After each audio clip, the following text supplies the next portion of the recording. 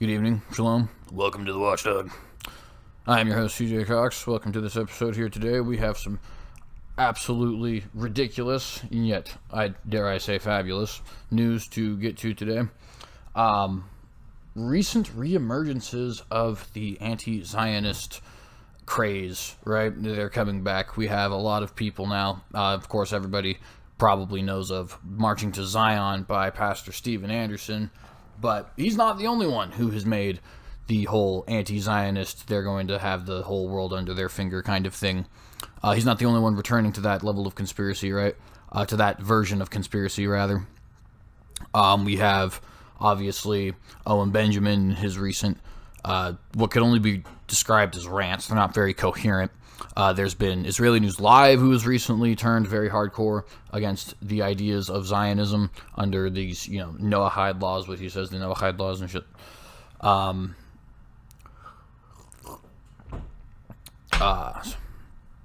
the one I want to focus on today is this guy you might be seeing here on the screen here, Adam Green from No More News. And the reason that I want to focus on him is because he, along with Pastor Steven Anderson and E. Michael Jones, seem to be, I don't know, I don't want to necessarily call them ringleaders per se, because it's not like they're organized or anything like that, but seems to be the fountainhead from where a lot of this new anti-Semitic nonsense is kind of coming out. And yes, it is anti-Semitic. It is exactly what it is. The nefarious Jews are going to try and take over the world because Jewishness is very anti-Semitic, and that's all it has been, right? He dedicates his whole No More News thing to basically saying that we are in this Zionist states of America, and the Zionists have control over everything, and Trump is making Israel great again, and all this other kind of stuff. And it's just complete hogwash, to be perfectly frank with you. I have reached out to him on Twitter. Obviously, there's no real reason for him to want to respond to me at this moment, although he has responded at least once to a different tweet. Nonetheless, I have reached out to him on Twitter to come on to this program and have a discussion about this. I'm perfectly willing, Adam Green, if you ever watch this, to have a discussion with you. However, as of right now, you've had no response, so I'm doing this video not as a retaliation or anything like that, but just to basically point out the things that I want to point out here. A lot of the stuff that you say is complete and total nonsense. That's hogwash, quite frankly. This right here I found particularly interesting. Michelle Bachmann and Alex Jones on biblical prophecy. And now I encourage you guys actually go watch No More News and watch his complete and total videos, right? I'm obviously not going to have his entire video here on my program because it would take up all the time. But go watch his videos. You can check out his arguments for yourself. You can see if you think that he's telling the truth or not, right? Whether or not you think he's informed, all that kind of stuff. You obviously don't have to get your information on this fellow from me. But this video caught my attention, rather, because I had already seen his interview with Stephen Benoon and Lana, I think her name is, Stephen Benoon's wife, during the Israeli elections. They were talking about, quote, the truth about Noahide laws, right? And then after that, actually, we had Dr. Michael Brown on The Line of Fire come out with a video called The Truth on Noahide Laws. And also, he ended up talking with E. Michael Jones, who is somebody who's frequently on this program here. And so I ended up watching that as well. So decided, all right, well, what does No More News have to say? What does E. Michael Jones have to say? What do Owen Benjamin have to say? And started looking at this just because, of course, I am interested in things like biblical prophecy. So see what he has to say. Now, in the start of this video, he says that Michelle Bachmann, and I'll show you the clip. He says that Michelle Bachmann is saying that Alex Jones is like the mark of the beast, which is actually a very huge mischaracterization of what Michelle Bachmann says. And he also makes the claim here that, well, actually, here, let's just go ahead and watch it. You can go ahead and people that are, big, I guess you call it Baptist or almost evangelical. I mean, I went to both Baptist and evangelical churches growing up as a kid. But yeah, they're more pro-Israel people that live in Israel. Some of those folks. So the churches that he grew up going to are more pro-Israel than people that live in Israel. And his family is like that, too. I mean, is that starting to explain things? I've heard him also say before that his children are part Jewish. I mean, I don't care if they're part Jewish. Doesn't mean you can't criticize Israel. Doesn't mean that you have to be on board and helping push forward this Zionist endgame. Folks, and it gets a little crazy, and the world's ending every year, and oh my God, it's the end of the world. And they got to run to Israel to pray because everything's going to get blown up. There's that extreme over there. Not really close family or anything, but I got a clip of him saying that very thing in a second. Not my mom or dad. I guess a lot of close family. You could call them Christian Zionists. So I grew up with that giving me a headache. All the bullying over the years. It gives him a headache, but he makes it seem like what I talk about is crazy. And anybody that exposes Zionism and Christian Zionism and all this endgame, he says they're anti-Semitic and they're not allowed on the show. And that's he's just pro. Well, first off, that's actually just not accurate, right? There's a few instances of that being inaccurate. Obviously, Alex Jones has had Zionist conspiracy theorist on the show. I'm pretty sure E. Michael Jones has been on the show. I know you have been on Owen Stroyer's show, Mr. Green, so there's definitely that portion at least. Owen Benjamin has been on the show numerous times. And I know Owen Benjamin has been going after Alex Jones because he says that Alex Jones said that he needs to get kicked off. That's actually not what Alex Jones was saying. What Alex Jones did say is that he didn't understand why Owen Benjamin still has a YouTube channel, and he doesn't when Owen Benjamin says things that are clearly more hateful than what Alex said, which is factual.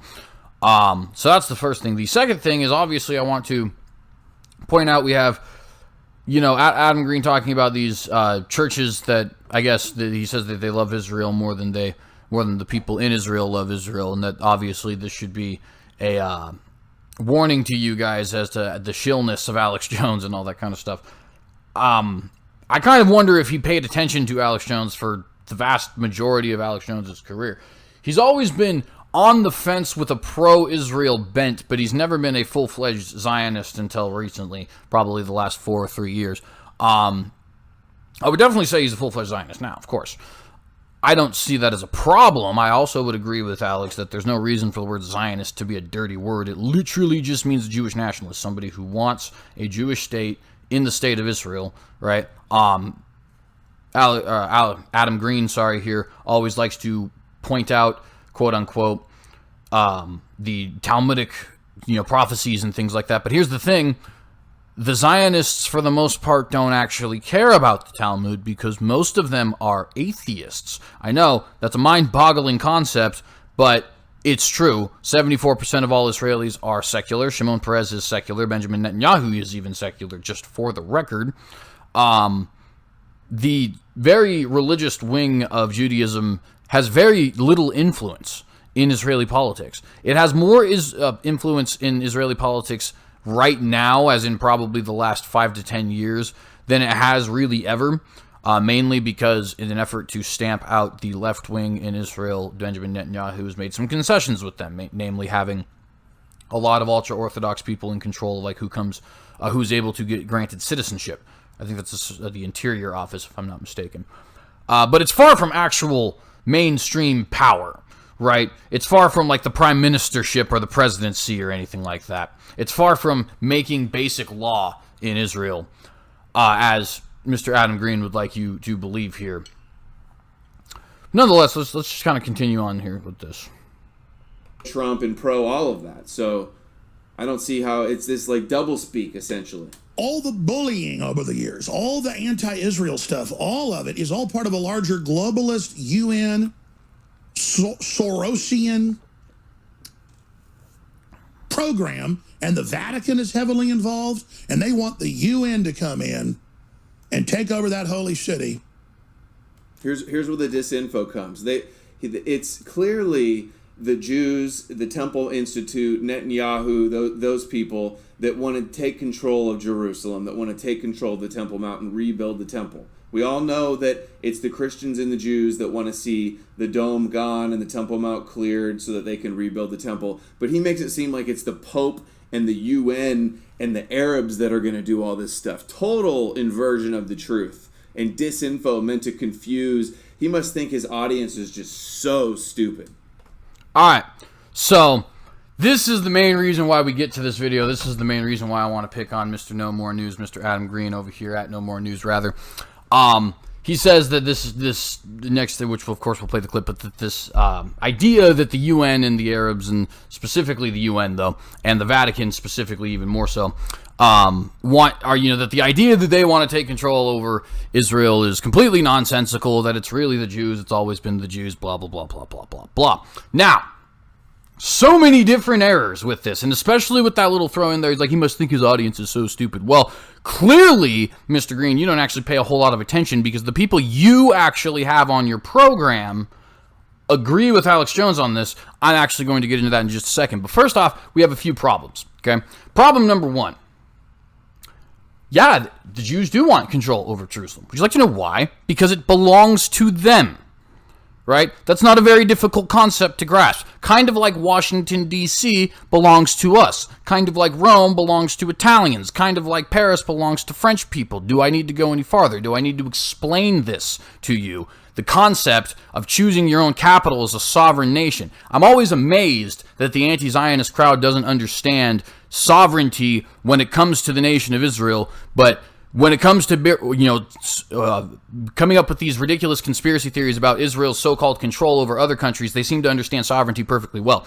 No, here's the basic fact of the matter. The land is Jewish land. It's historically Jewish land. This is proven by archaeology. This is proven by the lineage of people who have lived there continuously for over 3,500 years. This is proven by the Bible itself, right, which of course states that there was multiple different iterations of Jewish nation there. There's also Jewish nations that were formed there outside of the scriptures, for those of you who are secular, like the Hasmonean dynasty, for example. It has always been historically Jewish land. The Jews in their exile have always said, when they were praying, I think it's on Passover, next year in Israel, or next year in Jerusalem, rather, right? The Arabs, on the other hand, showed up there as conquerors in 637, didn't even have the land for longer than about 150 years before the Turks took it from them, okay? Then took it back from the Turks through migration, okay? Ended up getting it taken by the British people, and the British people signed the Balfour Declaration, which of course is always used by the anti-Zionists to say, oh yeah, this nation was actually given to the Jewish people by some globalist organization that wasn't actually their land. Bull. They were giving them this land in the first place because it is their land, not because of some arbitrary lines. And furthermore, they actually gave the entire nation of Jordan to the Palestinians. Okay, Jordan is Palestine. The Jordanian people have an obligation, the Jordanian government, rather, has an obligation to the Palestinian people as their defender, as the defenders of their liberties, as the defenders of their citizenship, according to the Balfour Declaration, which is what the legitimate holders of the land at the time declared was going to happen to the land. Okay, so we just got to throw that out there. Yes, they want control of Jerusalem because it's theirs. It belongs to them. It's their capital. There's no such thing as Palestine. There's never been an independent Palestine. The Palestinian people were not doing anything with the land. In fact, there was no such thing as a Palestinian people in the land before the 1940s, when Israel decided they were going to declare their own nation, which, by the way, they declared in spite of UN resolutions, because the UN resolution was being bogged down, basically, which is why they had to fight for it.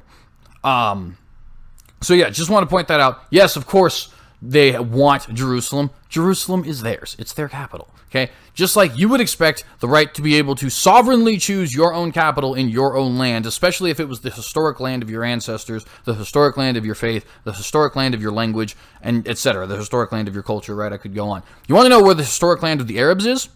Arabia. Okay? So if Jews start going to Arabia and want to start forcing Arabs out of Arabia, then you might have an argument. But considering the fact that that's not what is happening, you're completely full of it. So, and do they want the West Bank? Once again, yes. Why? Because it belongs to them. It's theirs. Okay? It is their land. And throw out all of the biblical stuff for just a minute, even though I definitely believe that. I would definitely make that argument if I was arguing with a Christian. But just from a strictly secular standpoint, they have had a continuous presence in that land for 3,500 years. They have more of a claim, in fact, to the so-called West Bank, Judea and Samaria, as they should be known, than they do to the land they currently possess now. Okay? Bethlehem, the birthplace of David, the birthplace of Jesus, is in the West Bank. The country Judah, right, which was part of the two nations after the United Monarchy had split up, is entirely in the West Bank, as is its northern counterpart, Samaria, right? Shechem, where so many, and Hebron, right? Where the patriarchs were actually walking, where they were setting their actual feet, their physical feet. It's not in modern-day Israel, quote-unquote, as the boundaries are defined by most maps, as the boundaries are defined by the UN, right? It's on the West Bank. So, if anything, if they actually have claim to the land, they have more of a claim to the West Bank than they do to the land they currently possess. Okay? So, of course, they want that as well. You say, do they want the Temple Mount? Well, of course they do. Of course they want the Temple Mount. Why would they not want the Temple Mount? It's the holiest site in all of Judaism. Could you imagine if the Jews marched their way into Mecca and then built a synagogue on top of the Hajj place, whatever that's called, the Kaaba, that's what it's called, right? Could you imagine them building, and then saying, after they built that synagogue on the Kaaba, and dedicating it, not their holiest site, not even their second holiest site, but their third holiest site, in a land that was not their own land, but in a foreign land, rather, right? Then saying, oh, you're racist because you want to take it down and build your site that was there before. Ridiculous. Moronic. Balagna. That's the only thing you can say about this kind of stuff. So, of course, they want the land. Of course, they want the capital. Of course, they want the Temple Mount. It belongs to them. It's their land. Okay? So that's the first thing we need to get rid of here that Adam Green seems to just get horribly incorrect. Second thing that Adam Green gets horribly incorrect here. He says that, oh, it's not the Catholics who wanted it, it's the, the Jews who want to use it to take control of the world and all that kind of stuff. Well, tell me, how is it that the Jews, having their temple for their small religion that only has 18 million of them, okay, total, and we're talking ethnically, not just the religious people, and we're not talking just in Israel, we're talking all across the world, right? How is them getting a temple that they built themselves going to give them more power across the rest of the world, especially if it's despite what the rest of the world wants? That doesn't make any sense at all. What makes a lot more sense is if somebody were to build a temple there to give them self-legitimacy, say, hey, look, I brought peace to the Middle East, the Jews now accept me, the Arabs accept me, all that kind of stuff, and this temple is going to be dedicated to some sort of global peace. Makes a lot more sense. It's a much easier way to get people together. Now, to prove that you don't actually pay attention, I have brought up here an article from Israeli News Live. Okay, this is May 11th, 2015, so it is a little bit under 4 years old now, right? About 3 years and 11 months. However, look who's writing this. Stephen Ben-Nun. Look where this is. Israeli News Live. This is your allies, Mr. Green. This is the people that you get information from and, trade information back and forth from, trying to make arguments about this Noahide conspiracy, right? Let's see what he has to say. Proof! The Vatican will build Israel's third temple. Who? The group that you just said, oh, the audience must be stupid if they believe that, right? That's what it looks like to me. Doesn't look like the Chabad, doesn't look like the Sanhedrin. Looks like it's the Vatican. But let's see what Stephen Ben-Nun has to say. Erev Tov, I'm Stephen Ben-Nun and you are watching Israeli News Live. We have very shocking news, written proof, actual documentation that the Vatican intends to build the third temple. And as well with building the third temple, they will also have worldwide domination and world global power and will rule from Jerusalem. And I know that sounds very, maybe in some lives it sounds very far-fetched, it sounds outlandish, but nonetheless, we have written proof that this is actually going to take place. Now, before I share with you this documentation, I want to take you just kind of a recap, some of the things that have happened in Israel where the Vatican is concerned. And first, keep in mind the Vatican has refused to acknowledge Israel's right of existence as far as a sovereign state and a people there. They still have not come out quite out and fully acknowledge this. It is interesting, he used to criticize Israel, but he was never part of the whole anti-Zionist crusade. Unfortunately, Stephen Ben-Nun is part of the anti-Zionist crusade now. I wish he would read some of his own former writings, but nonetheless, or I guess this is actually probably a transcript of his episode, but nonetheless. They're very heavily involved with the Palestinians. In order for the Palestinians to be a state, they've been heavily involved in negotiations for a two-state solution, even hosting at the Vatican a memorial service planting in their garden were 2 olive trees there in Rome by former President Shimon Peres. We'll get way more into him. as well as Mahmoud Abbas, the president of the Palestinian organization that is there. And even as far back as Shimon Peres, of course, has played a major role in this in 1993. In the Oslo Accords, he was doing secret meetings with the Vatican, and of course, coming out of that, 1994 declarations were signed, a diplomatic relationship that stated by Israel and the Vatican, of course, in Israel's documents, they call them the Holy See. Okay? This is something Stephen Ben-Nun used to talk about all the time, actually. It's one of the reasons why I used to endorse him so much. I can still endorse, actually, a lot of the stuff that he says. He is a great journalist, great reporter. However, not even doing the research on the people you have on the program. Okay? This is, again, what Stephen Ben-Nun is saying. I wouldn't call them the Holy See, period, but nonetheless, let me share with you some of this document that's published on Israel's Ministry of Foreign Affairs. And we're kind of scanned through this quickly.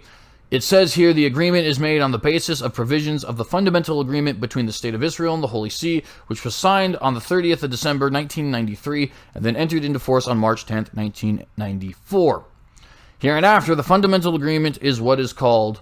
Okay, recalling that the Holy See is the sovereign authority of the Catholic Church, the State of Israel agrees to assure full effect in Israeli law to the legal personality of the Catholic Church itself. Say that again.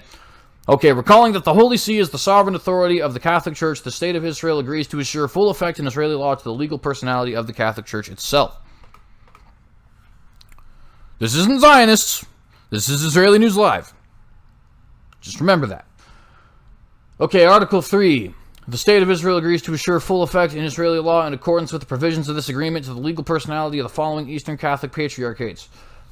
I think I said that right, Patriarchates. The Greek Melkite Church, the Syrian Catholic, the Maronite, the Chaldean, the Armenian Catholic, hereinafter, the Eastern Catholic Patriarchates. So they're covering everything that they possibly can.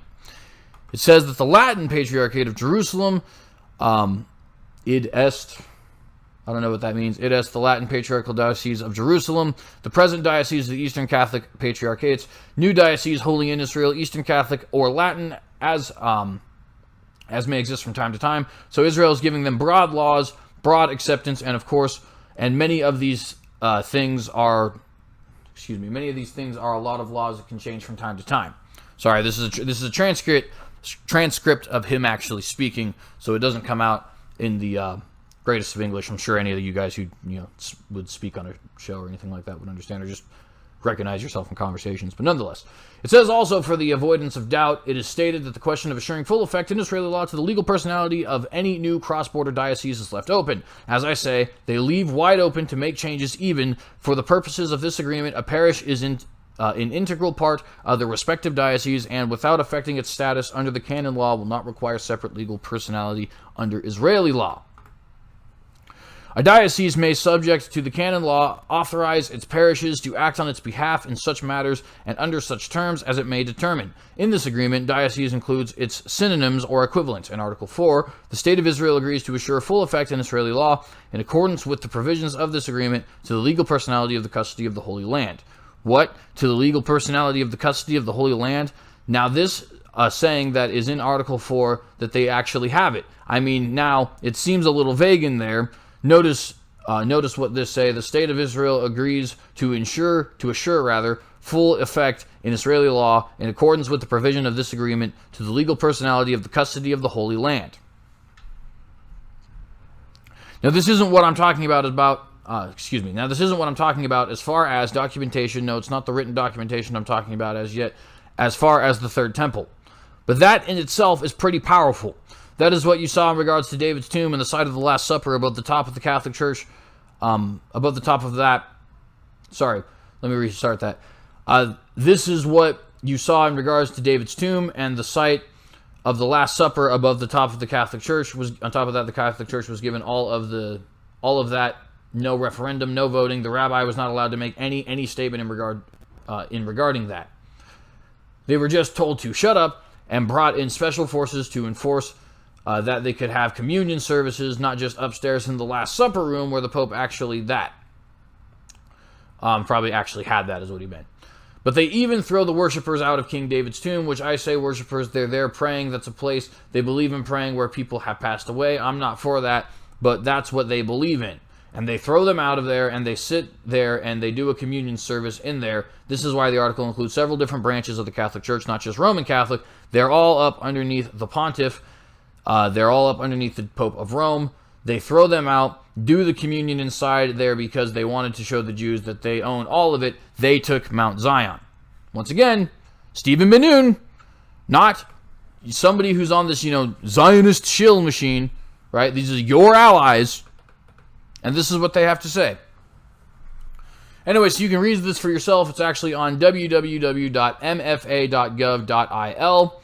If you guys are looking at the website here, you can see that there is actually a website that you can go to right here, right? Click the link, maf.gov.il,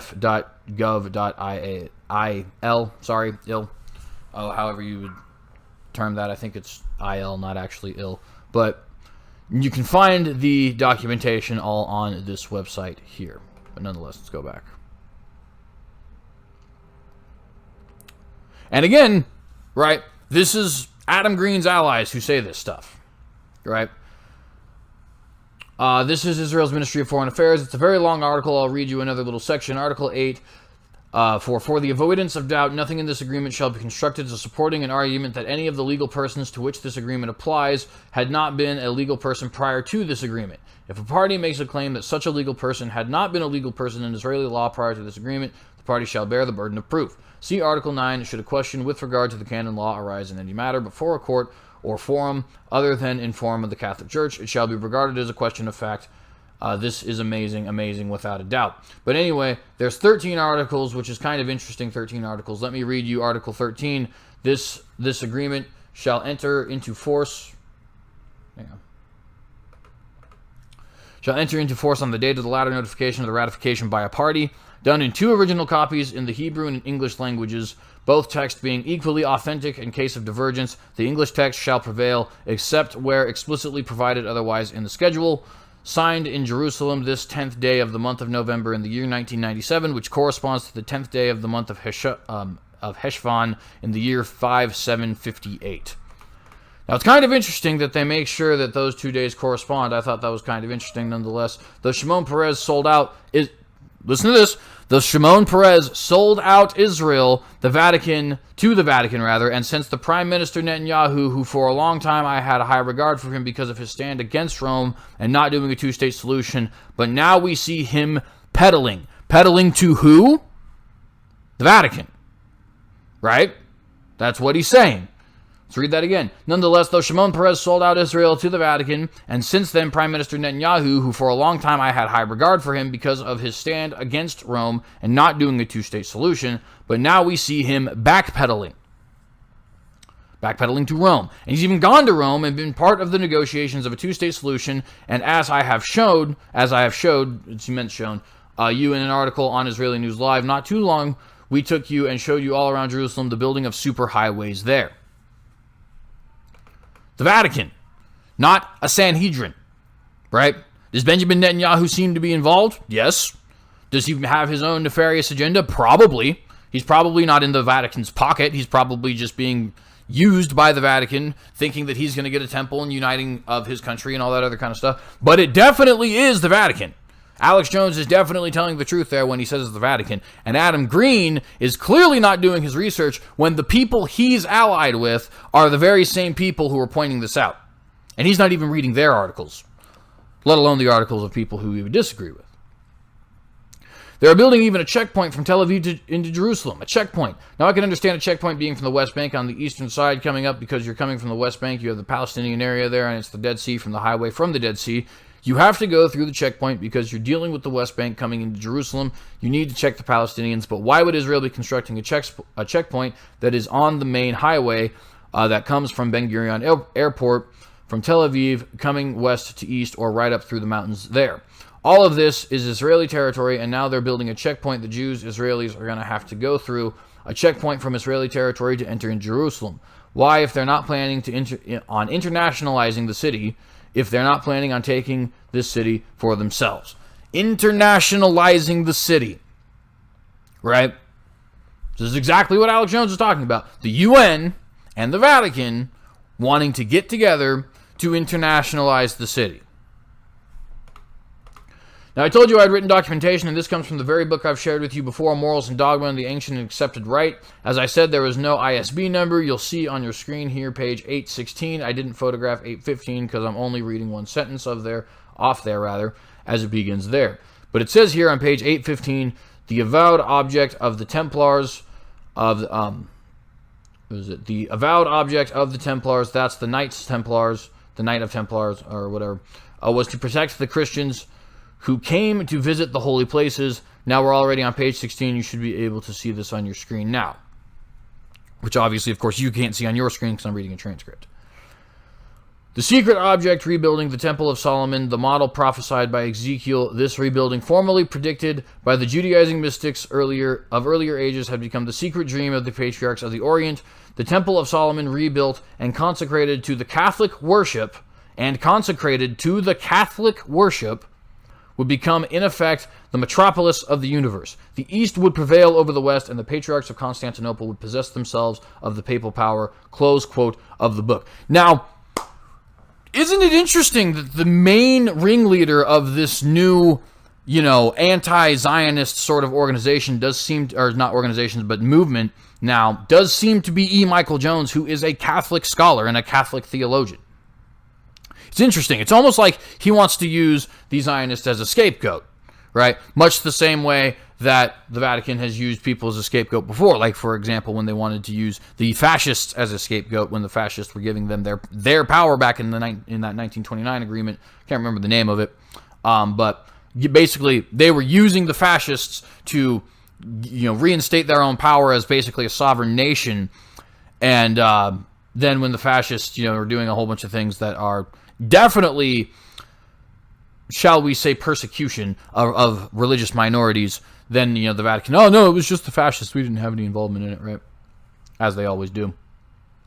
Did you hear what they said? I'm just going to highlight it again. Won't post it back on the screen, but I want to highlight this again for you. The avowed project of the Templars, the Knight of the Templars, was to protect the Christians who come to visit the holy places. Now, this is one of the things that the Vatican is wanting to do. They're wanting to bring this about. And Shimon Peres, when he was making the agreement, Shimon Peres, by the way, is that Benjamin Netanyahu and the Peacemakers? Right? Is that the Sanhedrin and the Orthodox Jews? No. It's Shimon Peres, a secular, liberal, two-state solution, peacemaking kind of guy. Those are the guys who are wanting to internationalize the city. Those are the guys who you have to worry about with their nefarious, agenda, if you will, right? And Adam Green is doing a direct disservice to those of us who actually want to get to the bottom of any of these conspiracies, right? When he goes fitting right in with the Vatican agenda of, oh, it's not the Vatican isn't doing anything. It's these nefarious Jews, because it's always the Jews, right? This is one of the things the Vatican wanted to do. So he wanted to bring this about when Shimon Peres, when he was making the agreement, said that they would bring the United Nations. The United Nations, there's the other group that was mentioned by Alex Jones there that Adam Green told us was definitely not there. Well, here's Adam Green's ally saying the exact opposite. Okay, the United Nations, and they would internationalize Jerusalem so that all nations and all religions can come and worship under protection. That's what the Knights of the Templar were to do. The Christians who came to visit the holy places. Right there, right in front of you, right? The secret object was the rebuilding of the Temple of Solomon, the model prophesied by Ezekiel. See, so it's supposed to be a secret rebuilding. It wasn't supposed to be let out that the Vatican is part of this, not just the Templars. You see that? It wasn't supposed to be let out that the Vatican is part of this, and not just the Templars. The Masons, they're all the same thing. The Jesuits. What do we have now? A Jesuit Pope. And what is it that's happening right now? All of the Catholic Church is starting to get involved in everybody's politics. They're forming World Alliance of Religions for Peace. They're going out of their way, which, by the way, we found some very interesting information that I'm going to link to the World Alliance of Religions for Peace here in a moment. But nonetheless, we have him getting involved in the Palestinian-Israeli peace deal. We have him getting involved in the North Korean-South Korean peace deal. We have him getting involved in Colombian politics and Argentinian politics, right? Jesuits, right here, first Jesuit Pope, right? Like I said, back in the day, Stephen Benoon used to be real good. I don't know what happened. But nonetheless, let's continue here. Part of the Jesuits. That's why you have a Jesuit Pope now. This rebuilding, formerly predicted by Judaizing mystics, now my Jewish brothers, they just call you a bunch of Judaizing mystics. Isn't that interesting? You're just a bunch of Judaizing mystics in their eyes. Isn't that exactly what Adam Green is saying now when he says, oh, all this wizard magic and all that kind of stuff? And Prime Minister Netanyahu, you would make a deal with Rome when they call you just a bunch of Judaizing mystics? Notice, who is Netanyahu making the deal with? Not with a Sanhedrin. Not with a body of ultra-Orthodox Jews. Not with the Chabad or Levitchites or Lubavitch, whatever they call themselves, right? Not with any group like that. But with the Vatican. With the Pope. The Jesuit Pope of Rome. And Prime Minister Netanyahu, you would make a deal with Rome when they call you just a bunch of Judaizing mystics? The exact same thing that E. Michael Jones, a Catholic scholar, is now saying we should call the Zionists, who are apparently nefariously trying to control the world. Do you not know what they think of you? Of the earlier ages that become the secret dreams of the patriarchs of the Orient? I don't know. That's probably sorry. The Temple of Solomon, rebuilt and consecrate to what? To the Catholic worship, would become, in effect, the metropolis of the universe? I told you they're wanting to internationalize the city of Jerusalem. That's exactly what they said they would do, and they're going to do it for what? The Catholic worship. Notice what he says there. The Catholic worship. And why else would the Catholic Church want control of the old city? Why else would they rebuild the Temple Mount? Why else would somebody who calls himself the Vicar of Christ — Christ is God in the Christian theology, for those who don't know. So the Vicar of God, okay, why else would he want to establish a temple for the holy people in the holy city? For his own power, of course. To claim he's the Messiah, of course. To go on a religious ego trip, of course. That should be perfectly obvious to absolutely everyone without even reading a single doctrinal text or dogmatic text, which of course always end up fitting this particular narrative. And yet somehow, people are now under the impression that, oh, it's these, like I said, the nefarious Jews and the Noahide laws, with their state that's the size of New Jersey. Literally the size of New Jersey. But they apparently have all power. That's exactly what they said they would do, and they're going to do it. For the Catholic worship. They're building a third temple for Catholic worship. It's not for the Jews, it's for Catholic worship. And notice what it says at the end. And the East would prevail over the West. The United States, we see all the evangelicals, they would be conquered. The East would prevail over the West. The Eastern Christian Church would prevail over the West. That kind of got away from Christianity the way that they shouldn't have left Mother Rome. So they're going to prevail over the West, and the patriarchs of Constantinople, Constantine, and the group that started the Vatican in 325, along with the Mithras priests that were not Christians. They just adopted some Christianity in their little bit, because why? Constantine wanted to unite church and state to have more power. Exactly correct. Exactly correct. What happened to the Stephen Banoon of 4 years ago? I want to know. And why, Adam Green, do you not even know apparently the opinions of the people, or at least the former opinions of the people who you are having onto your show, saying, oh, everybody who believes this must be dumb, right? Completely absurd.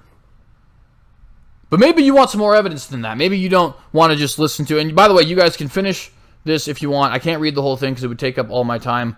But this is... We'll go back up to show you. Proof Vatican to build Israel's third temple, May 11th, 2015, by Stephen Ben-Nun. I encourage you to read the whole thing. We might actually put it in the link down below. But look here. This is what Mr. Ben-Nun was talking about, right? These things that Perez would do.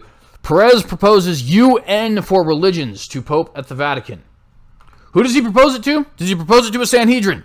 Does he propose it to a Chabad? Does he propose it to a body of rabbis? Does he propose it to a body of people wanting to inflict the rest of the world with Noahide laws? Does he propose it to a body of Zionists? No. He proposes it to the Jesuit Pope at the Vatican. This is the Jerusalem Post. Eric Lyman writing this article, September 5th, 2014. So once again, a few years back. But of course, you should expect it to be a few years back, considering the fact that Shimon Peres is actually passed at this point. Perez proposes UN for religions to Pope at Vatican. Francis had interest and encouragement for the idea, a papal spokesman says. Of course he did. Of course he did. Former President Shimon Peres, right-wing, religious? No. Wants to annex the area of Jerusalem, wants to annex the West Bank? No. Peacemaker, liberal, secular, atheist. Former President Shimon Peres emerged from a Vatican City audience with Pope Francis, the grand blasphemist that he is, Thursday after proposing a kind of United Nations for religions. Peres, 91, sorry, I went a little bit too far. Peres, 91, who was the world's oldest head of state until his term ended just 6 weeks ago, met with Francis amid heightened tensions in the Middle East. He used the talks to highlight human rights abuses from Hamas and to discuss the rise of anti-Semitism, in Europe. But the main topic of conversation was Peres's idea to create a UN-like organization he called the United Religions. Peres said the Argentina-born pontiff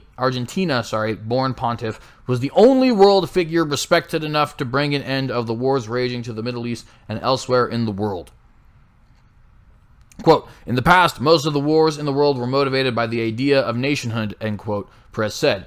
Quote, but today, wars are incited using religion as an excuse, end quote. Now, that's actually not true for Shimon Peres to say.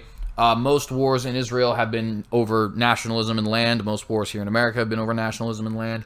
I think it's definitely not fair at all to say World War I or II or the Sino-Russo wars, right, or anything like that were religious in nature. So that's just outright false. But it fits into Peres's agenda here. So we continue. No. What happened? Sorry, friends.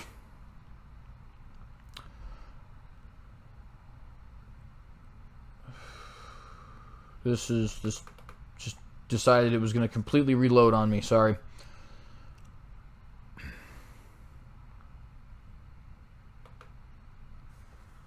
Oh, come on.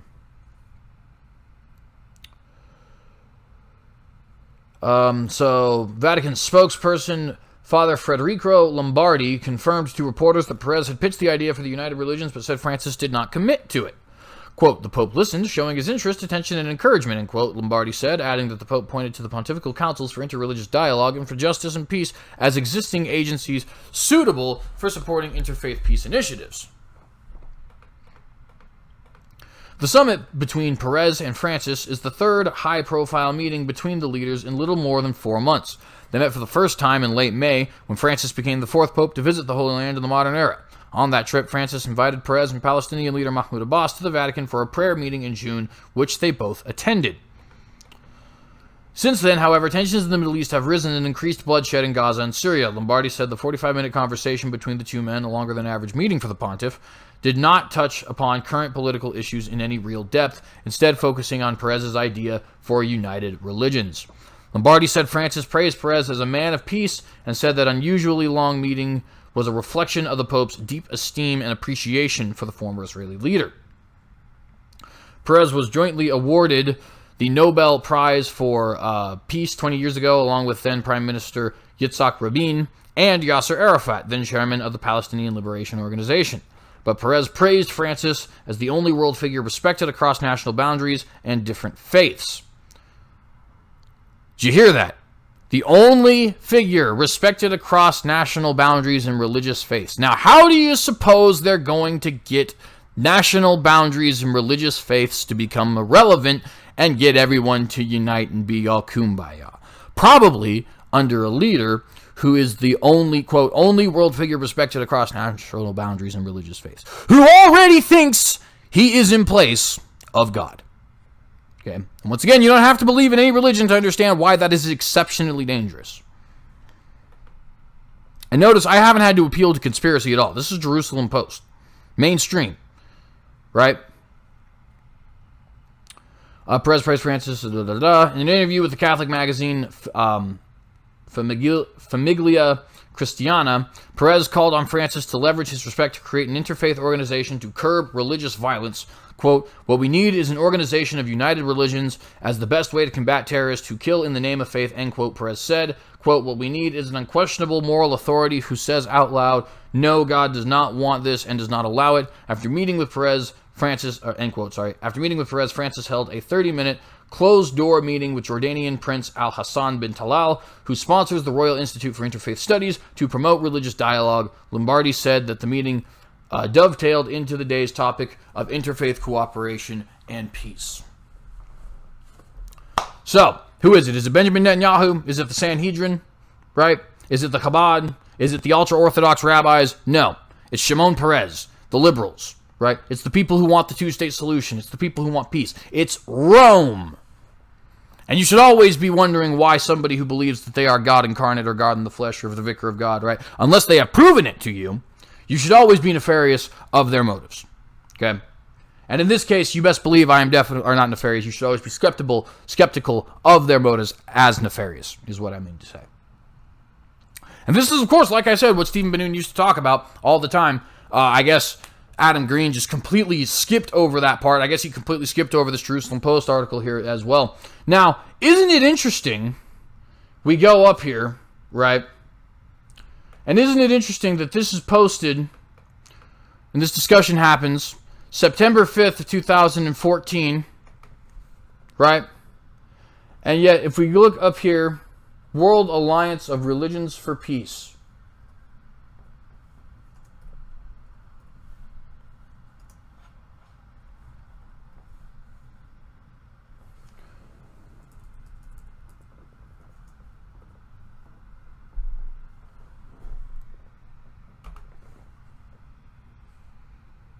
Nine 14 18. 18. What is it? Or is it 9/18/14? Yeah, because the point, it was in 2014. Here it is. Yeah, see, summit in 2014. I believe it was later on in September. I think this is supposed to be the 14th of September. Just 10 days, right? Just 10 days after. And I think they were more related than that. See, you have here September 2014. Pretty ironic timing, is it not? That they go to the Vatican to have a conversation about the world, about a World Alliance of Religions for Peace, and then 10 days later there is a meeting of the World Alliance of Religions for Peace, which is ironically warp. See that? Warp. And of course, you can go check out the World Alliance of Religions for Peace video if you like. I would certainly recommend that you do so. 14-minute, 43-second video right here, right? They talk about how this is going to be, you know, our new peace summit. We're all going to come together, all this kind of stuff. The Vatican was here, as were numerous other religions. Most Protestant faiths were not there. But a lot of the Baha'is, some Muslims, some Jews, some Hindus, some Buddhists, right? There was a lot of folk here. And who is running that? It's not the Sanhedrin, right? So, you know, it gets a little ridiculous when you have this guy, oh no, it's definitely not the, you know, it's definitely not the United Nations, it's definitely not the Vatican, it's definitely the Jews, these nefarious Jews who just have this total control and they want to have their whole no-hide laws on the entire world and all that kind of stuff. Look here, we have United Nations General Assembly approves 6 anti-Israel resolutions. Right? Why do I point this out? Well, because if they want to have dominance over the entire planet, they're doing a very poor job. Motions deny ties between the Jewish people and Jerusalem, say Israeli administration limits religious freedom on Temple Mount. UN General Assembly approved 6 anti-Israel resolutions, including 2 that reject Jewish ties to the Temple Mount in Jerusalem. Who does it look like is trying to take control? UN or the Jews? By the way, why is it called the Temple Mount? Explain that to me. If it's not the Jewish, if it's not Jewish land. Temple Mount is widely believed to be the location of the 2 ancient Jewish temples, which stood on the site of Jerusalem's old city for a total of nearly 1,000 years. The resolution on Jerusalem, which refers to the Temple Mount only by its Arab name of Haram al-Sharif and states that under Israeli administration of Jerusalem there is a lack of religious freedom, passed by a vote of 148 votes in favor, 11 against, 14 abstentions. Clearly, they're not doing a very good job of maintaining dominance over the United Nations and of trying to enforce their global no-hide laws, right? Clearly, they're not doing a very good job of getting the international community to support them in wanting to move the embassies to Jerusalem, recognize Jerusalem as their capital, and build a temple and all that kind of stuff, right? Other resolutions dealt with the Syrian Golan, divisions for Palestinian rights of the Secretariat, peaceful settlement of the question of Palestine, among others, and they passed by equally wide margins. The Temple Mount is administered by the Waqf, I think is how you would say that, or Waqf. I don't know. A religious trust run and founded by Jordan, the site is holy to both Judaism and Islam and is a major flashpoint in the Israeli-Palestinian conflict. According to the prevailing status quo of the Temple Mount, Muslims have full prayer rights at the site, while Jews are allowed to visit but not pray. Interesting. Jews are allowed to not pray at their holiest site, but Muslims can pray at their third holiest site, in a country that doesn't belong to them, where they're not native. But the Jews are definitely trying to take over the world, and they don't have a right to the Temple Mount. But not pray. Visits by religious Jews are closely guarded by a police escort and Waqf, however you say that, representatives, so as to ensure adherence to its rules. General Assembly is scheduled to vote Thursday on U.S.-sponsored resolution, this was last year, condemning Hamas for indiscriminate attacks on civilians and a primary role in worsening humanitarian and economic situation in Gaza, and actions to restrict free expression of silence and political dissent. They voted against it. By the way, remember they also voted in favor of making Israel the one nation in the entire world that they condemned for violation of women's rights, despite the fact that women couldn't drive in Saudi Arabia at the time and can still not leave their home without a male escort. Or guardian, actually, as they put it. Because, women aren't people in the Muslim world. They're things that you own, right? But no, we're not going to say anything about them. We're not going to say anything about North Korea or China or anything like that when it comes to violating the rights of religious minorities, even though China is putting Muslims in Falun Gong and Christians in concentration camps, literal concentration camps. Okay, we're not going to say anything about the 250 some odd thousand people in North Korean concentration camps. We're not going to say anything about the fact that literally for the audacity of criticizing Saudi Arabia, you get ripped. For the audacity of being raped in Saudi Arabia, you get whipped. That's not what we're going to criticize. No. What are we going to criticize as the United Nations? The treatment of women in Israel. Because, I don't know, I guess having complete and total rights under the law is something to be criticized?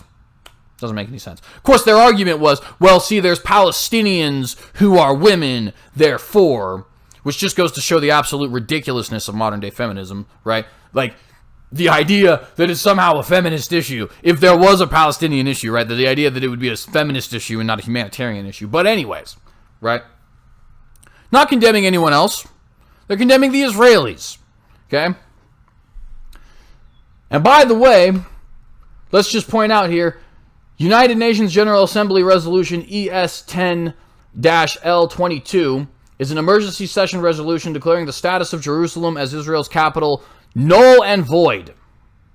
It was adopted by the 37th plenary meeting of the 10th Emergency Special Sessions of the United Nations General Assembly during the tenure of the 72nd session of the United Nations General Assembly on December 21st, 2017. The draft resolution was drafted by Yemen and Turkey, though strongly contested by the United States. It passed 128 votes to 9 against, 21 absentees, and 35 abstentions, which if you actually put them all together comes out to 128 for and 65 other.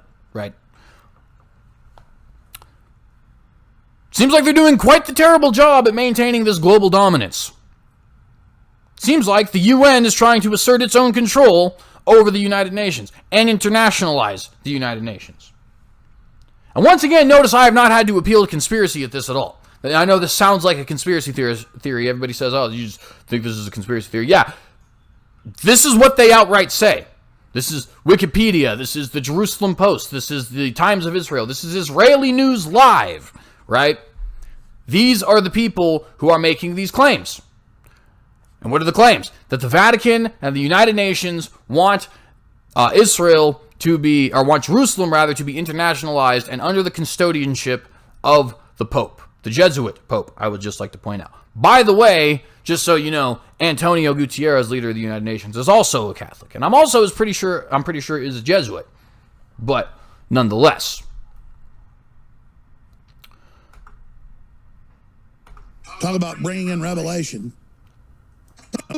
Program, and the Vatican is heavily involved, and they want the UN to come in and take over that holy city. Talk about bringing in revelation. You know, maybe I just don't want revelation to come in that quick. I got a 1-year-old daughter. I got 3 other children I love.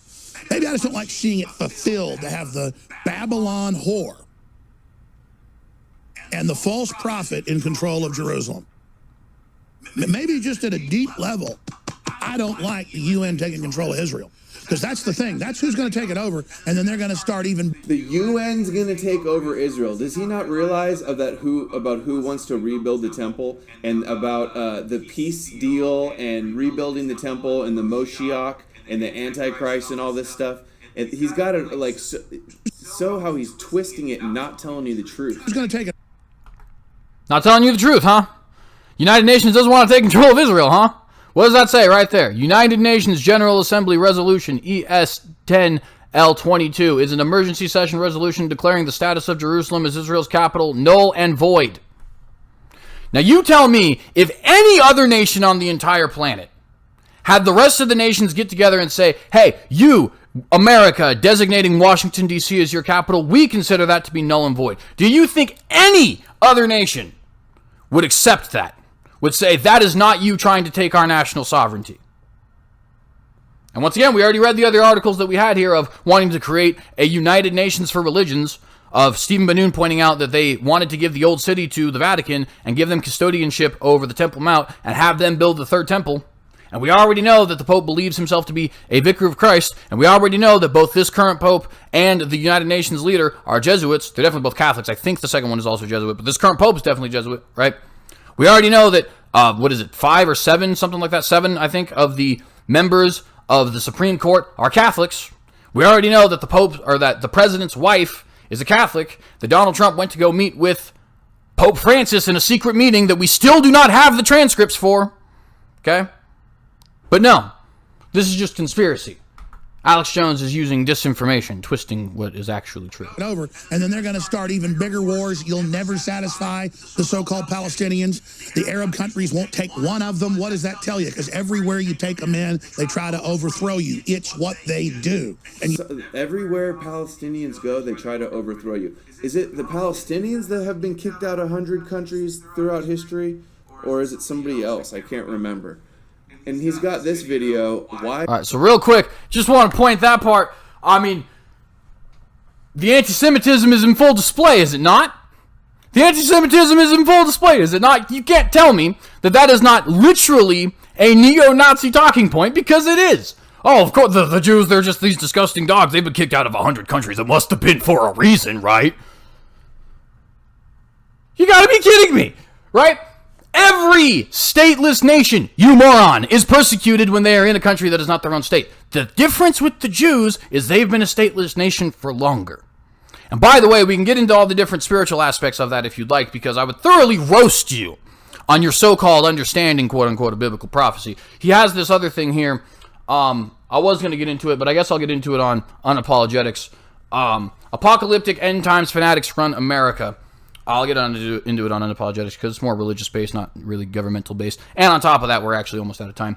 But, you know, where he talks about how, all of these different Christians think that, you know, think that the Jews, or think that Israel's part of biblical prophecy and all this other kind of stuff, right? When really they're just falling into play with this Zionist conspiracy and all that. And it's like, well, I mean, if you could read the Bible every once in a while, you would realize that, yeah, it actually is all biblical prophecy, right? Now, you may not believe that. It's perfectly fine. I mean, you're just verifiably false. We can see the prophecies coming into fruition, right? And by the way, when you go out of your way to quote people like Michelle Bachmann, oh, look, this is Michelle Bachmann, look at what she's saying. Yeah, Michelle Bachmann, who was a representative for 8 years and has been out of government for 4. Yeah, awesome source for the insight of how, the Trump administration is working. You're brilliant, sir. Nonsense.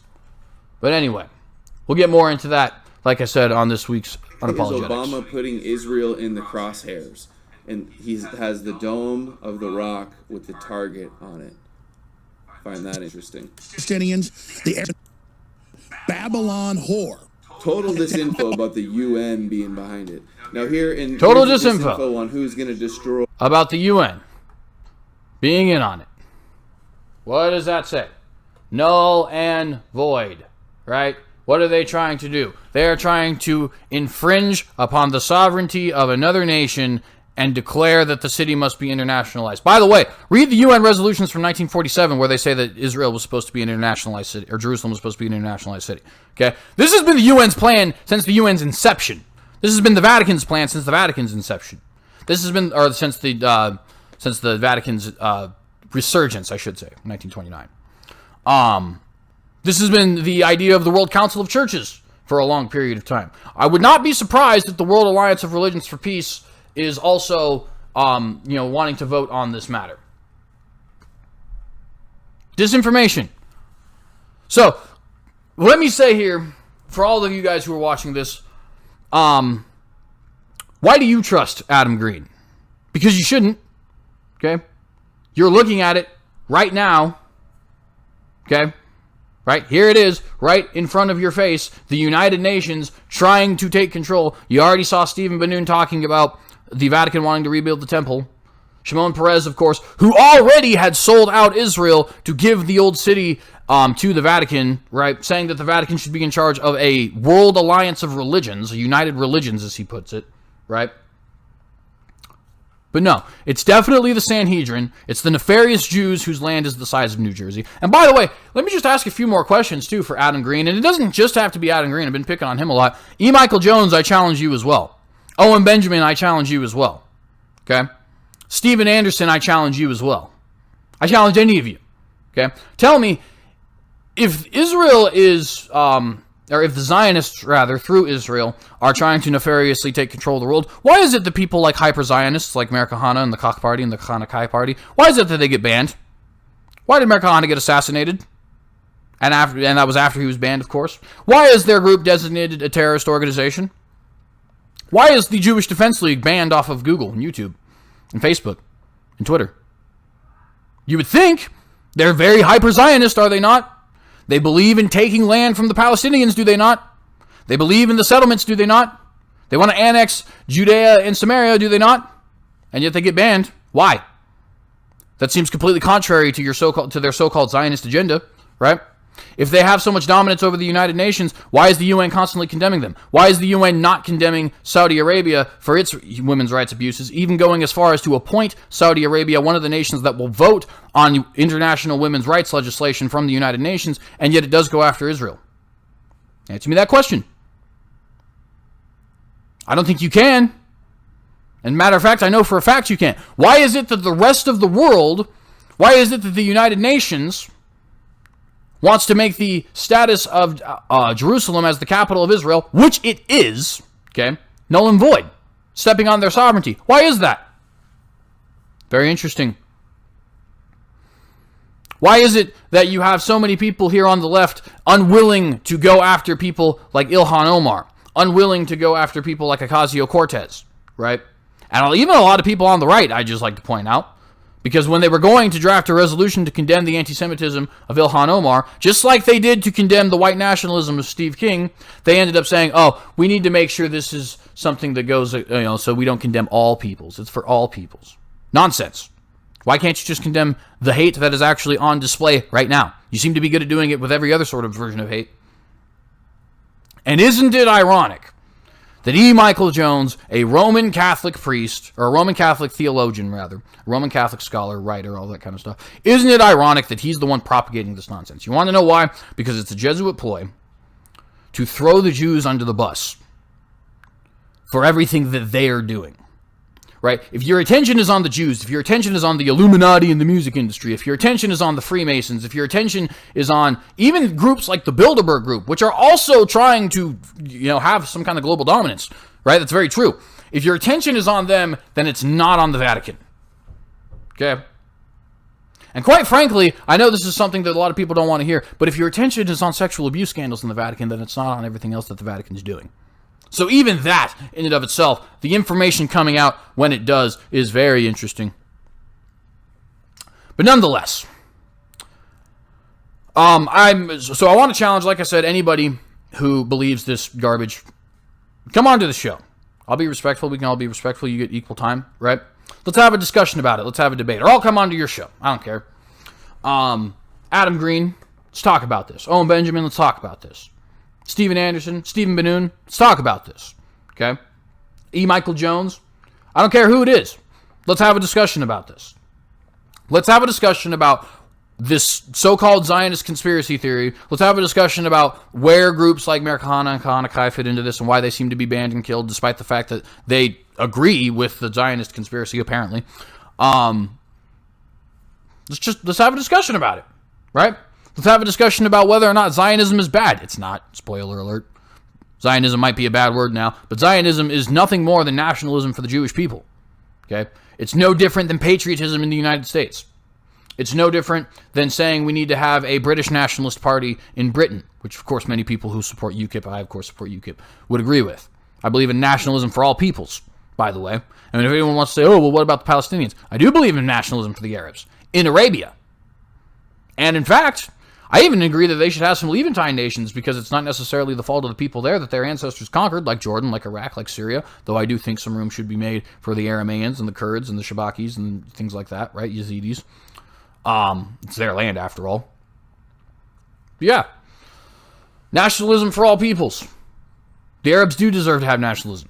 And they have it in Saudi Arabia, where they're from. And in Iraq, where they're not from. And in Jordan, where they're not from. And in Lebanon, where they're not from. And in Egypt, where they're not from. Jordan, where they're not from. A lot of places in Iran, where they're not from. In Turkey, where they are not from. Sudan, where they are not from. Libya, where they are not from. I can go on. Okay? But I challenge any of you guys, any of the 5 of you, come on to this program. Let's have a conversation. I'm probably going to be talking about this quite a bit because, to be perfectly honest with you, it annoys me. Not so much Adam Green, even though he's the one I was picking on here today. Much more so, Adam Green annoys me because he's always attacking Alex Jones for things that, and don't get me wrong, there's legitimate things to attack Alex Jones on. This is just not one of them.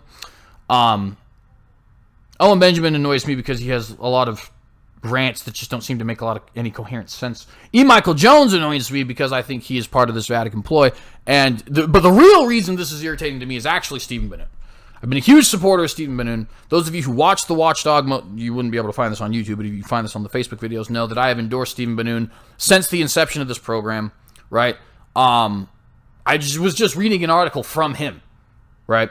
And yet he seems to have turned against this and now wants to join with everybody talking about the Zionist conspiracy. So if any of you guys want to come on, let's come on to this program. Let's be civil, friendly, have a conversation, all that kind of stuff. I'm definitely willing to do it.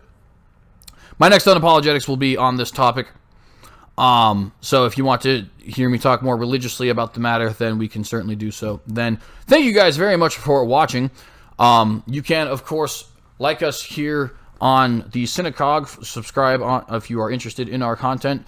Like I said, every Wednesday we have the Watchdog posted onto the TheCynicogue channel here. We also have our Unapologetics posted on the weekends. I'm posting this one here today just because I've been getting particularly annoyed with this anti-Zionist nonsense. So I just wanted to do a video on it. That's why we're having another episode posted this week of the Watchdog. But nonetheless, if you like our content, then yeah, definitely subscribe, please. We appreciate it. Like and share this video to your friends. If you don't like it, leave any questions, comments, criticisms, or concerns in the comment section down below. We definitely endorse free speech and dialogue and welcome you to leave any sort of criticisms you'd like.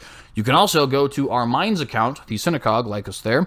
You can go to our Gab account, C.Jay Cox, otherwise known as ACP Official, to like us there. You can go to Terrestrial Earthbird, in parentheses, TheCynicogue, to like us on Twitter, Cynic Thought to like us on Instagram, and, of course, the main page where we get a live episode of the Watchdog every single day, every single weekday, rather, the American Cynic Party on Facebook. Thank you guys very much for watching. Have a good rest of your day. Shalom.